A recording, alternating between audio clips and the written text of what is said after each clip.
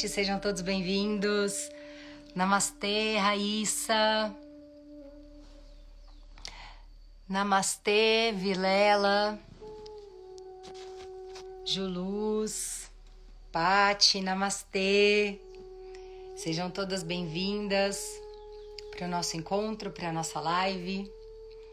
E eu especialmente hoje estou aqui no Ashram Krishna Shakti, que é um ashram lindo em Campos do Jordão, o ashram da Regina Shakti, que é uma grande professora, uma grande mãe do yoga, uma mestra querida e que vem me dando muita força também dentro desse caminho, me passando muito conhecimento, e isso é muito importante, né, para que a gente continue com essa tomadinha ligada do Parampará. Bem-vinda, Pati Marujo, Vitor. Que legal ver vocês por aqui. Que bom que você já tá lá no grupo, Raíssa. Que legal, fico bem feliz, viu? Bom, gente, somos muito abençoados. Sempre tivemos uma oportunidade de aprendizado. Que bom, Ju, que bom. Obrigada, fico feliz.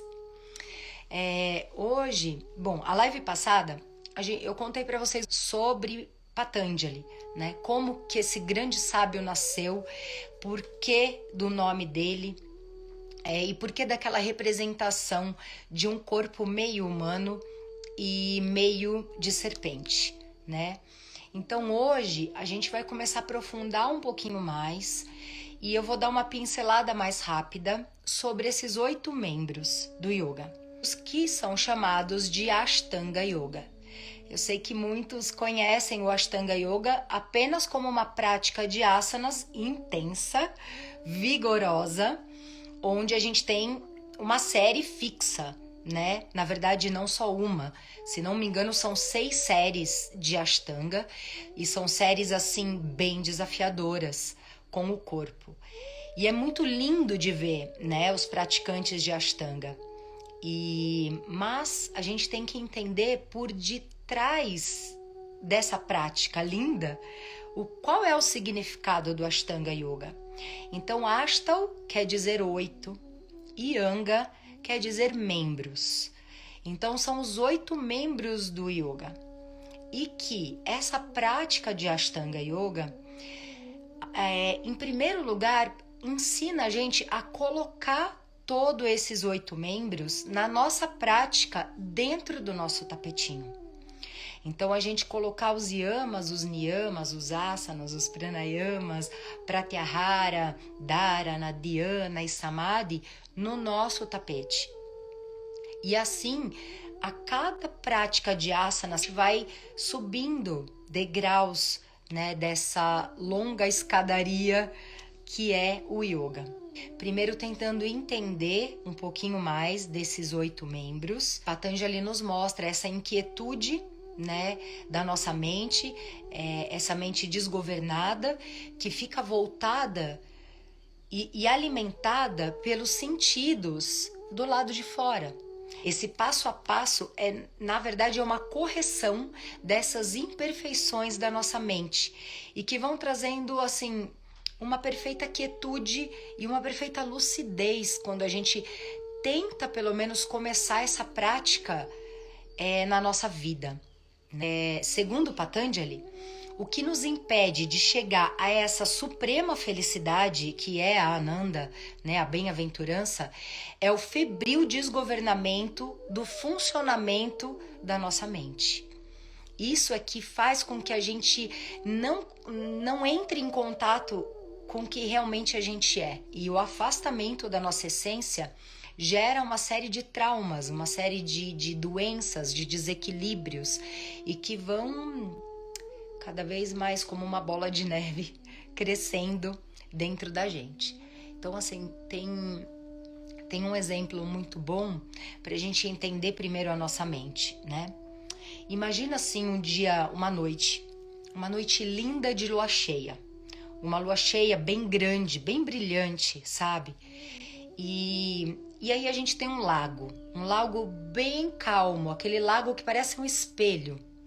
Então, quando a lua cheia reflete nesse lago calmo e tranquilo, a gente consegue ver o reflexo da lua em toda a sua perfeição, como se realmente fosse a lua no lago ou submersa. Então, quando a nossa mente está calma, a gente consegue enxergar esse reflexo da nossa luz, do nosso ser. Quando esse lago tá com ondas, esse reflexo da lua não vai ser tão perfeito. Vai ficar uma coisa toda só prateada.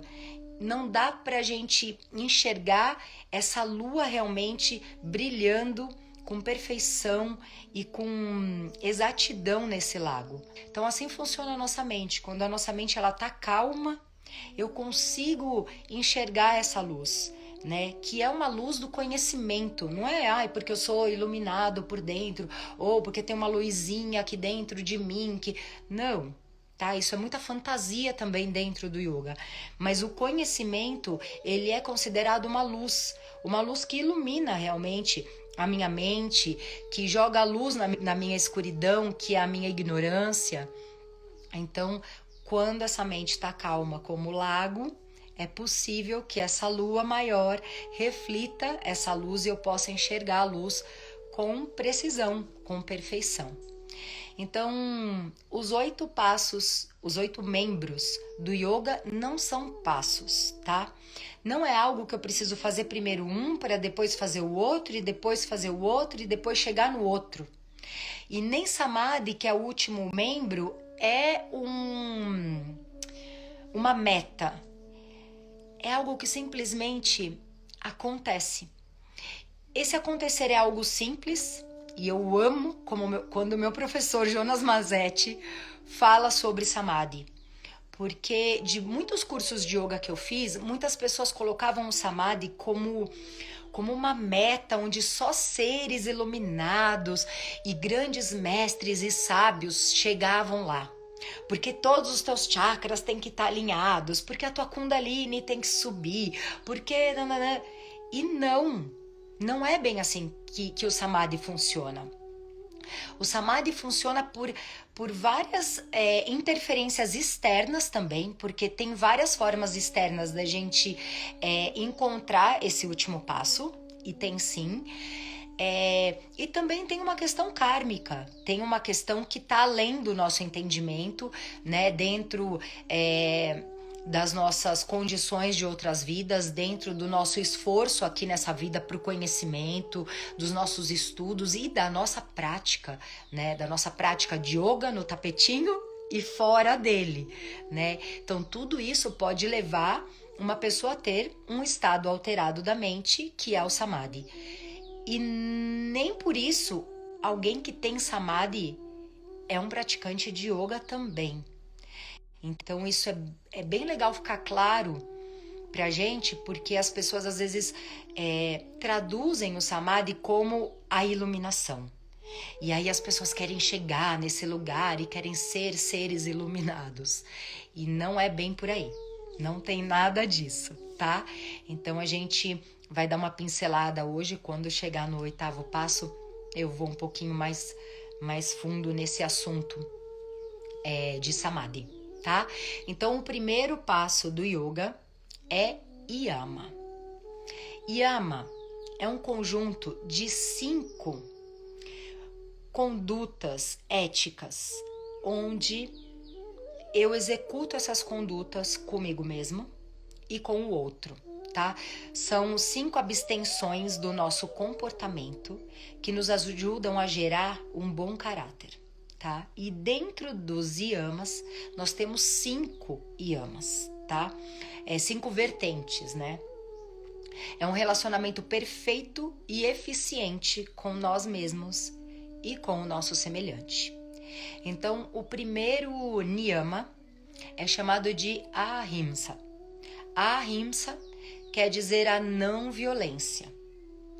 E essa não violência, ela tem o objetivo de não ferir, de não machucar.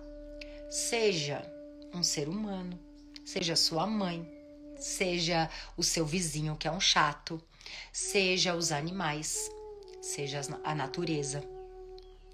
E esse ferir não se limita a uma prática agressiva como um soco, um tapa ou algo desse tipo, mas também uma violência que pode ser verbal, uma violência que pode ser no olhar, uma violência que pode ser no seu modo de vida. Então tem várias formas da prática de ahimsa. E outro lugar também que a gente não pode cair dentro do ahimsa é o lugar de bonzinho. Porque muitas pessoas às vezes confundem o ahimsa com agora eu vou ser uma samambaia. E aí se alguém me xingar, se alguém me ofender, eu fico quieto porque eu sou o praticante de ahimsa. Não. Ahimsa é você ter um lugar coerente de não deixar a violência se propagar. Então, se por exemplo, você tá num ambiente que nada é por acaso nessa vida. Ishvara coloca a gente o tempo inteiro no lugar certo, na hora certa e exata para o nosso próprio aprendizado. Então, se de repente eu tô aqui e tem duas pessoas conversando e de repente uma pessoa vai lá e dá um tapa na cara da outra e começa a agredir ela, eu tô olhando, eu tô na mesma situação e eu não faço nada, eu também não estou praticando ahimsa. Eu também estou alimentando essa violência do outro para com aquela pessoa. Então, a prática de ahimsa é você não deixar que essa violência se propague, sabe? Mas cabe a você, diante de uma determinada situação, também agir e fazer alguma coisa para que essa violência cesse. Quando uma pessoa é desrespeitada, sem motivo, quando alguém grita com o outro, né, sem motivo, ou bate no outro sem motivo, ou até te agride a você mesmo. Eu não posso apanhar e ficar quieta. Eu sou praticante de ahimsa, pode bater. Bate aí. Não. Eu vou ter que gerar uma energia dentro de mim para impor um limite e falar, olha, para, aqui não. Eu não quero isso. E se eu tiver que, às vezes, rebater essa violência com a outra pessoa, às vezes é necessário, justamente para que essa violência cesse ali, para que ela termine ali e para que ela não se propague. Então, isso verdadeiramente é ahimsa, para que a gente não se confunda. Eu não quero gerar nenhuma violência, eu não quero ser o causador da violência, eu não quero iniciar uma violência, mas eu também não posso ser cúmplice da violência, tá? E aí a gente tem o segundo yama, que é satya. Então, satya é a veracidade. Satya é a verdade, o oposto da hipocrisia, o não mentir. E aí também, às vezes, a gente cai um pouquinho numa situação onde as pessoas, né? Eu pratico satya, então eu falo a verdade, doa quem doer. Bom, se você tá falando a verdade no doa quem doer, entende que você já eliminou o primeiro yama, que é a ahimsa. Porque se você vai ferir alguém dizendo também a verdade, você tem que encontrar um equilíbrio ali, porque você também pode estar praticando a ahimsa dizendo a verdade. Então a gente tem que pensar que eu vou falar a verdade quando ela vai ser boa para o crescimento da outra pessoa. E vou tentar dizer, às vezes eu sei que a verdade dói, mas eu vou tentar dizer de uma forma delicada, sem ofender aquela pessoa. Se ela se magoou porque eu disse a verdade, aí também é um problema dela, porque é o ego da outra pessoa que ainda não está preparado para ouvir a verdade. E na verdade, o nosso ego não gosta de ouvir a verdade, né? Ele trava, ele não gosta, ele se fere. Então, asteia é o evitar se apropriar daquilo que não é meu. É o não roubar, né? E o não roubar também vai além de furtar, né? Além de pegar algo que não é meu e levar embora para minha casa. Esse não roubar está associado também não só coisas materiais, né? Mas é um não roubar de você não roubar uma ideia, uma frase, a atenção de alguém. E quantas vezes a gente não faz isso? Quantas vezes a gente tá lá na aula do yoga e tá todo mundo quieto, concentrado na prática de yoga, num Adho Mukha Svanasana bem bonito, e tá todo mundo ali super concentrado num Jai Pranayama, e de repente tem aquele aluno que lança no meio da aula: Pro, olha eu! Quer roubar atenção. Então, tipo assim, pra quê? Yoga é autoconhecimento, é a sua prática de yoga. E é obviamente que o professor ou eu vou estar de olho no maior número de alunos que eu puder. Mas nem sempre a atenção é para você e exclusiva para você. Então, a prática do não roubar também traz isso como exemplo. Um exemplo também muito bom é quando a gente quer roubar o lugar do outro, né? E a gente, ao invés da gente admirar as pessoas, ao invés da gente admirar o lugar onde essas pessoas estão, ou o trabalho que as pessoas estão executando, muitas vezes a gente tem vontade de roubar aquilo da pessoa, de passar por cima dela, sabe? E essa também é uma atitude muito ruim, porque é uma mente ainda que está muito desequilibrada e que não está em contato com a sua própria essência, porque se você estiver em contato com a sua essência, você vai perceber que você não precisa de nada disso e que todo mundo brilha, que todo mundo pode brilhar. E a gente não precisa passar por cima de ninguém. Se a gente se conecta com aquela pessoa, se a gente se aproxima daquela pessoa ao invés de se afastar, quem sabe a gente pode ganhar muito mais estando do lado dela do que se afastando e querendo roubar alguém, né? Seja a atenção, seja roubar o tempo da pessoa. Muitas vezes também a gente cai naquela cilada de tagarelar com alguém, não parar de falar de mim, dos meus problemas, das minhas coisas, e a pessoa tá lá com o tempo, tendo que dar aula, tendo que ir embora pra casa, cansada, tendo que cuidar do filho, e aí a pessoa te pega e fica ali falando com você, né? Então, esse roubar o tempo também é importante que a gente tenha consciência, né? Consciência e dê muito valor, porque literalmente tempo é dinheiro.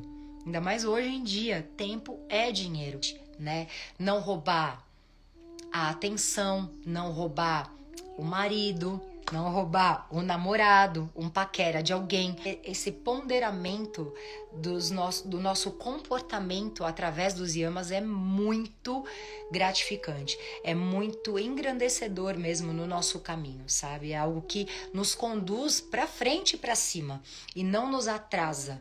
Então, é por isso que os yamas e niyamas são muito importantes para um caminho de yogi. Bom, yama. Aí a gente vai para Brahmacharya. Então, Brahmacharya tem a ver com o não explorar sexualmente, né? Com a prática do sexo como uma forma de amor, né? Uma conexão, entendendo a importância, a grandiosidade que é um relacionamento entre duas pessoas e o entendimento da prática sexual, onde a gente gera uma energia extremamente forte, onde dois pranas se unem e geram uma explosão de energia tão poderosa que é capaz de gerar um ser humano, que é capaz de gerar uma outra pessoa, né? Então, e Brahmacharya também tem a ver com você estar sempre conectado com o seu professor, com aquele que te passou o conhecimento, né? Então, o Brahmacharya também está bem ligado a essas duas condições. Então, eu tenho um pouquinho de sabedoria, de conhecimento para como eu vou lidar com essa prática sexual. E o último yama, a gente tem a parigraha, o não cobiçar. É o evitar a insatisfação, né? O querer aquilo que não é meu. A gente não precisa cobiçar. A gente se inspira através do que a gente acha bonito e do que a gente acha valioso, grandioso, né? Mas a gente não cobiça, cada um tem o seu. Eu posso chegar lá com as minhas próprias pernas, com o meu próprio esforço. A gente fecha aqui os yamas. E aí a gente pula para os niyamas. Niyamas são 5 autodisciplinas. Então, os niyamas é um conjunto de 5 preceitos que, bem cumpridos, produz paz no mundo interno, no meu mundo interno, tá? É legal porque assim, Yama, ele gera paz com os outros. E Niyama, ele gera paz comigo. Então é muito importante esses dois primeiros membros do yoga mesmo. E o primeiro Niyama. O primeiro Niyama a gente tem Saucha. Saucha significa a pureza, a limpeza, que é externa e interna. Então, Saucha, essa limpeza, eu posso começar pela minha casa, eu posso começar pelo meu carro, pelo ambiente onde eu trabalho, pela roupa que eu visto, pelo meu corpo, tomar banho, escovar os dentes, raspar a língua, né? Isso é muito importante para nossa higiene, para nossa limpeza, mas também a nossa limpeza e pureza interna. Então a limpeza dos nossos pensamentos, uma boa prática de meditação, uma boa prática de relaxamento nos ajudam também a limpar a nossa mente, né? O que eu ouço, o que eu vejo, tudo isso alimenta a minha mente. E eu preciso estar num processo de limpeza também constante internamente, dos meus sentimentos, controlar esses julgamentos extremos da nossa mente, os pensamentos muito analíticos, muito julgadores ou negativos, né? Esses pensamentos mais destrutivos. Então, tudo isso também é uma forma de limpeza. O segundo niyama, a gente tem Santosha. Santosha é a satisfação, o contentamento, né? Que tem a ver também com uma certa gratidão. Então, a gente tá feliz com o que a gente tem, a gente tá feliz com o que a gente a gente é feliz com a nossa aparência, a gente é feliz com o nosso carro, a gente tá contente com a nossa prática de yoga, mesmo que eu não consiga fazer um bakasana lindo e maravilhoso com o meu braço estendido. Né, Juneres? Bom, o terceiro niyama, a gente tem tapas. Tapas, literalmente a palavra tapas quer dizer queimar. Então, queimar por quê? Porque é um fogo interno, é o fogo da austeridade, é o fogo da disciplina, é o fogo do esforço sobre mim mesma. Então não é uma competição, tapas. Não é pra eu tenho tapas, então agora eu quero competir com todo mundo, eu tenho muita energia, eu tenho força e tudo mais. Não, é um esforço sobre você mesmo, né? E essa austeridade da disciplina do yoga, de manter a tua prática dentro do teu tapete e fora dele também. É acordar todo dia com vontade, não é acordar com aquela preguiça, reclamando de tudo já. Alguém te deu bom dia e você já fala bom dia ou nada, né? Então, tapas é essa austeridade, né? Esse esforço que gera muita energia no caminho do yoga, tá? O quarto niyama, a gente tem Swadhyaya. Então, Swadhyaya é o estudo sobre si. Então, é o estudo que vem através da literatura, o estudo que vem através de um professor e o estudo sobre si. Então, esse autoconhecimento o tempo todo, seja através da prática de meditação, com os olhos fechados e eu me conhecer lá dentro, mas seja como eu entendo o funcionamento do meu ego, eu entendo o funcionamento da minha mente, e aí eu sei que sou assim, mas entender que de repente aquele lugar em mim que é mais frágil, aquele lugar em mim que é mais disperso, que é mais desqualificado, é onde eu preciso melhorar. Então eu vou me conhecendo sempre, mas sabendo que ali é o meu cantinho que eu preciso trabalhar mais, que eu preciso controlar mais. E por fim, a gente tem o quinto niyama, que é Ishvara Pranidhana. Então, Ishvara Pranidhana significa a entrega a Ishvara. Ishvara é Deus. E Deus não é aquele cara de barba e chicote na mão lá no céu que fica punindo a gente, né? Ishvara é essa inteligência suprema que governa toda essa existência. E nada, absolutamente nada aqui nessa vida e nessa existência acontece sem a ordem de Ishvara. Então tudo tá nessa perfeição mesmo, cósmica e divina. tudo está dentro da perfeição dessa inteligência maior que governa tudo. E quando eu começo a entender que eu não tenho controle de nada e que quem controla tudo é o cara lá em cima, eu consigo me entregar mais para essa vida, eu consigo me entregar mais para esse caminho, entendendo que não está no meu controle. Tem certas coisas que realmente não estão no nosso controle. E quanto mais a gente se volta para dentro e vai desenvolvendo esse autoconhecimento, mais a gente vai percebendo a mente mais clara, a forma com que eu penso, a forma como eu lido com as minhas emoções. Esse controle que eu vou adquirindo vai gerando mais insights. Uma mente mais clara tem mais intuições. Uma mente mais clara e mais limpa, mais quieta, consegue entender o outro e não entrar numa discussão à toa, sabe? E tudo isso vai gerando essa confiança em Ishvara, que não é uma confiança cega, mas é esse entendimento de que essa inteligência suprema governa tudo.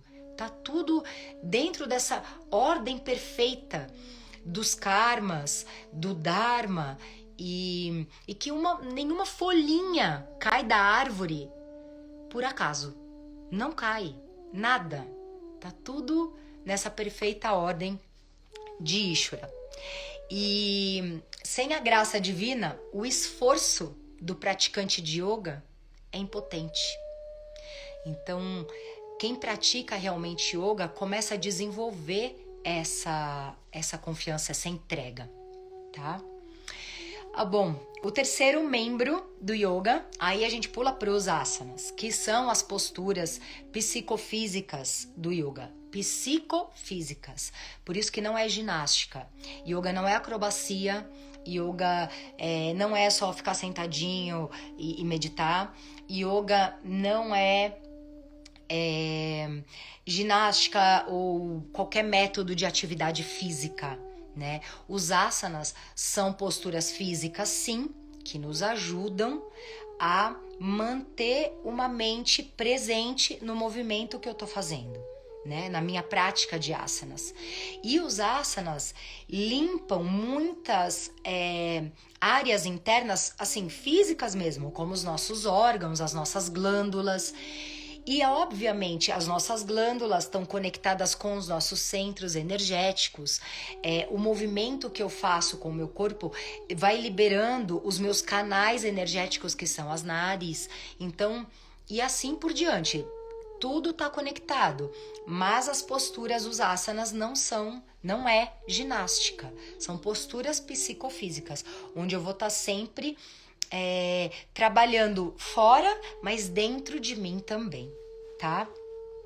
O quarto membro do yoga, pranayama. O pranayama é o controle do nosso prana, né? A expansão dessa energia vital, dessa bioenergia dentro da gente. E que mantém o nosso corpo vivo, que mantém a nossa mente viva, que vivifica a nossa mente, sabe? A prática de pranayamas, né, que são esses exercícios respiratórios que muitas vezes a gente faz nas aulas de yoga, nos ajuda a desenvolver, ampliar, expandir essa força vital que tem dentro da gente e que traz uma saúde física, mas que também traz essa saúde mental, essa clareza mental, né, e um controle maior das nossas emoções. O quinto membro do yoga, a gente tem Pratyahara. Então, Pratyahara é a suspensão das funções sensoriais. Os órgãos dos sentidos são desligados. Os sentidos são voltados para dentro de mim. Eu paro de ser levado desenfreadamente pelos meus sentidos. E a gente vê, por exemplo, o paladar. Controlar nossa língua, cara, é bem difícil. Porque a gente gosta de comer, a gente às vezes vai para retiro e fica desesperada para comida, come muito. E ai, se não tem meu café? E ai, meu Deus, não vai ter um chocolate no retiro? E ai, como é que eu faço para ficar sem o meu doce? pra gente ver quanto é difícil controlar esses sentidos todos, né? A visão, a audição, o olfato, o paladar, o tato. Então eu controlo tudo isso e quero virar tudo isso para dentro de mim, né? Porque se a gente não tem esses controles, esses órgãos dos sentidos controlados, são como cavalos selvagens. Então, às vezes eu dou um exemplo até na aula de yoga para os alunos, que a gente imagina mesmo uma carruagem, onde tem 5 cavalos puxando essa carruagem. Dentro dessa carruagem tem um motorista e lá dentro mesmo da carruagem tem um passageiro. Esse passageiro é o eu. Esse passageiro é o sujeito. O motorista é a tua mente. A carruagem é o teu corpo. E os cavalos são os teus sentidos. Então, se esses cavalos não forem controlados, eles levam a carruagem onde eles bem entenderem e podem te deixar numa maior roubada, certo? Então, esse é o objetivo também de Pratyahara, que traz a paz dos nossos sentidos. O sexto membro do yoga é Dharana. Então, Dharana é a concentração. A concentração num único ponto. É o estado da mente que consegue manter esse foco, esse estado de concentração mesmo mental. E que ela minimiza esses movimentos agitados da nossa mente. E aí, esse sexto, sétimo e oitavo passo, mais ou menos estão interligados, né? Quando eu consigo ter esse estado concentrado da mente, eu consigo depois entender o sétimo passo, que é Dhyana. Dhyana, concentração. Quando eu atingir um estado profundo de concentração, esse meu estado mental vai sendo alterado. E eu entro no estado meditativo. E aí esse estado é Dhyana. É o estado de meditação que antecede o estado de Dharana, que é a concentração que vai se prolongando, né?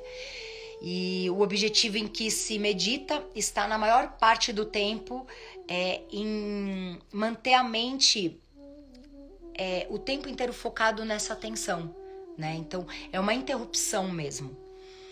E o último membro do yoga, a gente tem Samadhi. Então Samadhi acontece quando o estado de meditação de Dhyana se prolonga. Quando ele se prolonga, ele permite que a mente contemple. É como se a mente está contemplando um objeto. E quando esse estado de Samadhi acontece, o objeto que está sendo contemplado e a mente que contempla o objeto se fundem. E aí a gente percebe que é uma coisa só, é uma conexão mesmo. Esse é um estado de Samadhi, é um estado completamente alterado mesmo da nossa consciência. E que não tem nada a ver como uma meta a ser chegada, um objetivo assim principal do yoga. O objetivo do yoga é a libertação. E o Samadhi não é uma iluminação, é algo que simplesmente acontece devido à sua prática, devido aos seus méritos, né? Devido aos seus punyas, devido ao teu merecimento mesmo. E independente de você ser um praticante de yoga ou não, uma pessoa que não pratica yoga pode ter Samadhi também, né? E existem outras formas da gente também chegar em Samadhi, né? Como a respiração nos pode levar a Samadhi, a meditação pode nos levar a Samadhi, algumas ervas e forças da natureza podem nos levar a Samadhi também. Então tem várias formas da gente chegar lá. E aí eu finalizo aqui, né, esses 8 membros do yoga, que são realmente uma base para o nosso caminho dentro desse estilo de vida. Eu queria que vocês, se tiverem alguma pergunta, coloca aqui para mim, eu vou tentar dar uma olhada. Ai, que legal ver tanta gente aqui. Isso, o comportamento define caráter das pessoas. Eduquino! Isso aí. Já tô com saudade do Ashram.